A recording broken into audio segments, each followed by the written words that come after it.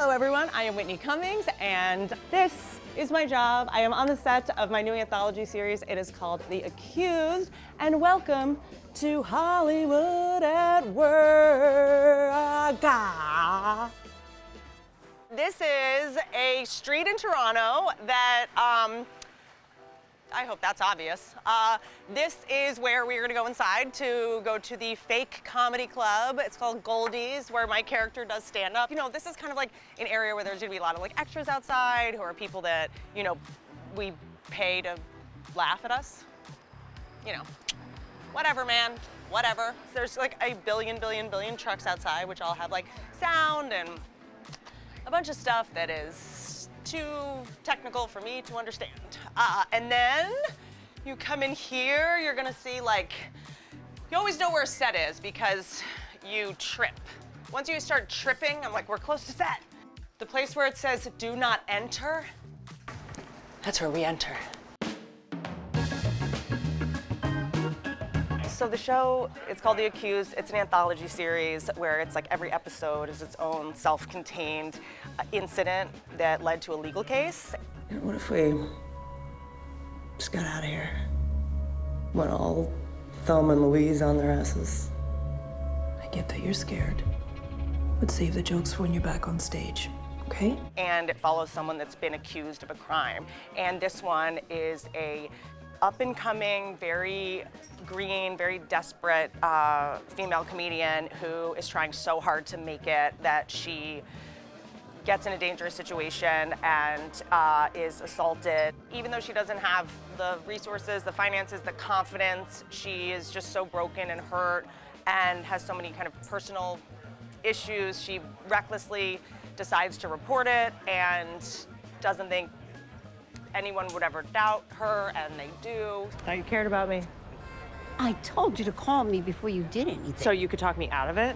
I mean, Frank Perlman, like what? Like I still, it like blows my mind. I even kind of like was thinking about the hair being like a little bit like hers. Like she would not have straightened her hair because it kind of looks like Goldie's. So like, it's cool, you know, like even the character's a fan of her character, you know, so she brightens my day.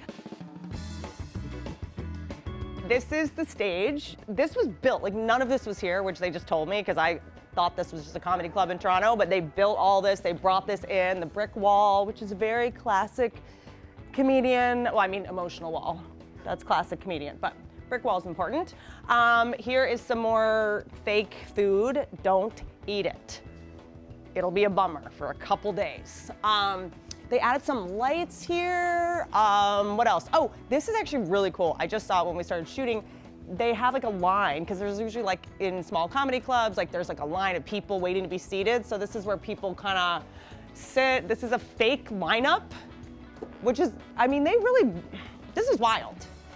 My favorite is all of the comedians, I guess, are just known for having such ridiculous names. I mean, except me, Whitney Cummings. I didn't get bullied as a child at all. But the ones that they are, it's so funny, the fake names. It's always like Dusty Ricklebottom, like Sonny Pumpernickel. You know what I mean? It's always just like, comedians always have such dumb names. So yeah, that's Luke Gradanis. Like, what does it mean? Like, who's that guy? David Best. If that was your last name as a comedian, you would get destroyed by other comedians. Dave Second Best? These are fake comedian headshots, which in clubs like this, there's always gonna be lots of headshots on the wall. These are actually, do you recognize some of them? This man, whatever, one of my heroes is Rodney Dangerfield. This is the great Richard Pryor. And then the rest are actors, but it is interesting, they did put some really recognizable, famous comedians in here. This is blowing my mind that this is here, because this is so, it just feels so real. I mean, it's like, I was looking at it, I was like, as a comedian, I'm in Toronto, and I was like, oh, I should jump on some shows here. And I'm like, oh, none of this is real, but I bought it. And so there's like schedule of shows, like this would be in the background, and like all of this, like, I thought all this was here, but this is all set deck. They did all this, like they made these signs, free shots to the face for hecklers. I actually want the set deck people here to come to the comedy clubs I'm in. We need signs like this. And then look at this. All these like just flyers that were made just for the show with comedians. And then this is sort of our little hangout spot. Like this is a very important scene in this booth right here that kind of like kicks off the show. So we start here, you can see that, like those lamps, I know it doesn't seem like a big deal, they're probably like just lamps, but for comedians, like the red lantern lamp is like very, I don't know how that became a comedy club fixture, but that's what it is. It is a fixture, literally and figuratively, in comedy clubs. And then sort of this is like the hangout area. This is where the Brenda character and her friends kind of like hang out, drink fake beer, drink fake wine. It's a lot of juice. It's a lot of juices. When you're drinking wine on set, it's a lot of white cranberry juice. I have like sugar rushes all day because I just get to drink juice all day. It's kind of fun. I've done a lot of multicam shows, so I'm not used to having any money like this.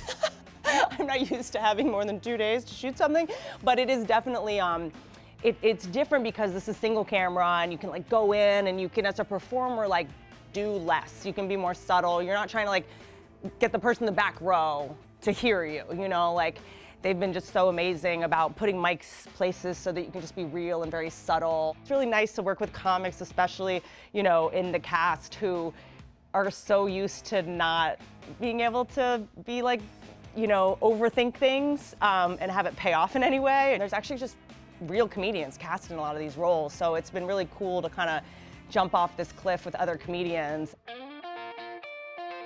Whew, what am I gonna do when we get off set today? Well, I am going to go catch some fish with these tights. No, it takes about 40 minutes to get all of this off.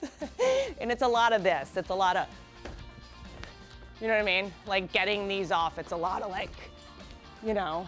So I'll probably roll my ankle, have to take an ice bath. So that is my workplace. I am sure you are watching this at work too. I won't tell anyone. I have to walk up these stairs like 12 times a day, get my exercises in. I learned the hard way to not eat pretzels that are on set. They've probably been here for 30 years. My guess is that like Ted Danson nibbled on this. I stretch on set constantly. And do lunges. And it's making everyone very uncomfortable. There's microphones hidden everywhere, which is bad for me because of the things that I say between takes. Am I making any sense? Are you realize this, you're trying to figure out why I'm not married? Got it. Is that what this show's for? Just to show everyone? It's like, well, oh, we know why she's single. Oh, we got it. They pulled out all the stops. Look at that.